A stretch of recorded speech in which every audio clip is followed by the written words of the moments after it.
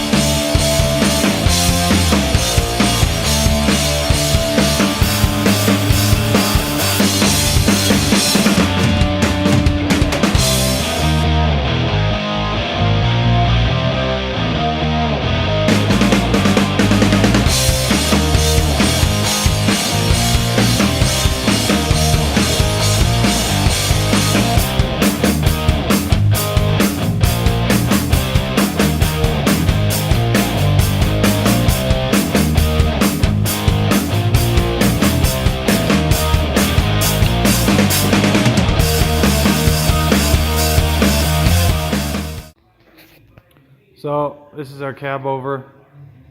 It's a Pete 362 day cab, retired Franz bread truck. We picked it up last winter from basically a truck wrecking yard, but it was a running, driving truck. When Franz had it, they had a big box right here, ran, I don't know, ways back here, somewhere in here, and that's what they'd put their bread in, and then they have a fifth wheel plate on there behind that, and pulled a trailer with it. Well, when we picked it up,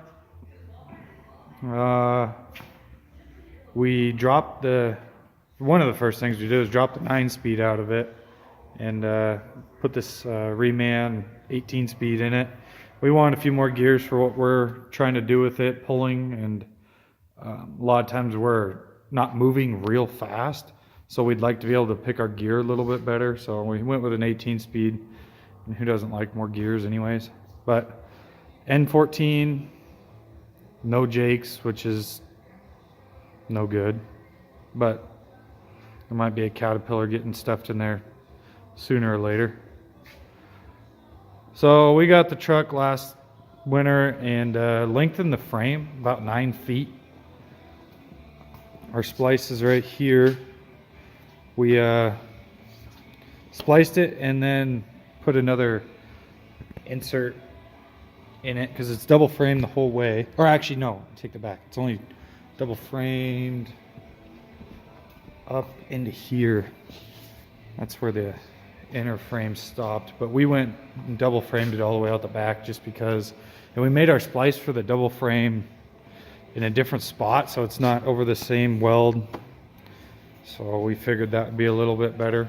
So we added 9 feet of frame, moved the drivers back basically one spot. So we moved, the front driver was here, so we moved that into the back driver spot, and then we push this one back another, however far. We actually went with a, what do they call it, a 60-inch spread on the drivers. I wanted a little bit more room, and it worked out better for where we mounted this and our, it's Peterbilt air track suspension, nothing fancy, but we thought about changing up the suspension, being that it's going to haul liquid, but a lot of people actually liked this suspension or said it'd be just fine for hauling liquid. So we're going to stick with that, see how we like it, and then if later on down the road we don't like it, we can always switch it out. As you saw in the time lapse, we had a drop axle on the back here because our whole plan was to put the tank all the way at the back, so it'd go up, the back of the tank would be back there, but it'd go up somewhere in here and then stop, and we'd have deck space the rest of the way for putting product on. Just a flat deck for product mixing and stuff like that. But we've actually swapped that now. So we are going to put the tank on right behind the cab, virtually. I mean, we're going to have some stacks and stuff. They're sitting over there. But put stacks in, maybe an air cleaner or two on it, and see what that looks like. So that might bring our tank back, a little ways, somewhere in here, but it'll be tank and then deck behind it. And we did that just because there was going to end up being a lot of weight way out here on the back, and we didn't like the way that looked.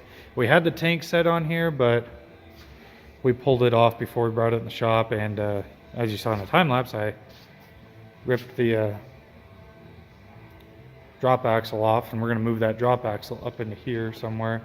I think legal law is 10 feet from your drivers to get your maximum weight for that drop axle. So probably have to move this tank and those tanks, but that's not a huge deal. Get those moved, get the drop axle back underneath up here. Then we'll work on mounting the tank and building a deck. So for our mixing pot, we went with a handler too. There's a few people in our area that run them. I've never ran one personally, but looks fairly simple. There's a few valves, but when you start to look at it, it's not that complicated. But we'll get that mounted on the deck, get everything plumbed after we get the tank on. And our tank is a retired fuel tank. It's like 5,400 gallons. That'll go back here. So should be enough water for what we need. Get a few sprayer loads out of it. My brother polished the tank last year and painted the ends and the straps. So our plan is to paint the truck sometime. I mean, I know this yellow and blue is just amazing color combo, but we're changing it because we don't want to look like a bread truck anymore. So we got these stacks to get put onto. I don't know if we're going to keep the tip outs or cut them to be flat tops, miter cuts. I'm not sure. I think a flat top, you know, flat top truck and flat top stacks look cool. It's got the big elbows, 8-inch straight pipes, no mufflers. You don't need none of that negativity in our lives. But that's pretty much it. Gonna keep you guys updated on it. Hopefully get a few progress videos coming, because it's about that time to start getting in the field again, and we need to get this thing done. So I'm hoping it moves quick. As you can see, mine and my brother's projects are here in the shop still, but that's all right. Show you guys the inside real quick. It's nothing fancy, but I did build a, and it's a Cabover, so it's a pain in the butt to get into, but pretty much your stock standard gauges, nothing fancy. No, I mean just the essentials. Over here, I built this box last year out of some sheet metal. I basically made it to fit the curve of the dash, so it looks a little bit better. But that's to operate the drop axle, and I made it big enough so we could put another one up here, because we might be close on weight, so we might have to add another drop axle. We're not sure yet. Should be okay, but I made this box just in case we need to add another drop axle, so we can put that same module up here to run it. And we got another drop axle here on the farm, so we can use it if we have to. But originally came with a 9-speed Eaton, but short little shifter. And this is the first Cabover we've had that I guess is anything modern that's not an automatic, which is nice. So, but let me know what you guys think. Any ideas on the stacks and air cleaners would be great, because we're still trying to decide that. But other than that, it should start taking shape in the next couple weeks. I think we kind of have been lucking out, and our winter's been hanging on, so we need to get this thing cranked out. But we got hookups, and we're gonna build a hitch, and we bought a trailer so we can load our sprayer onto it and pull it all as one unit. It's gonna be long, but that's all right. We're actually 40, so the legal limit here in Washington is 40 feet from front to back, and we're at like exactly 40 feet. Dad wanted as much deck space as we could get, so we lengthened her as long as we could. So let me know what you guys think. You know, if you got any questions or suggestions or anything, let me know.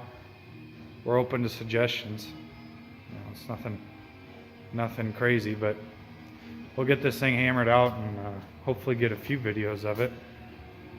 Maybe showing the process a little bit more of what we do here on the farm in the winters. And then springtime hits, and hopefully you'll get to see this truck in action, because it is well overdue. So thanks. Catch you next time.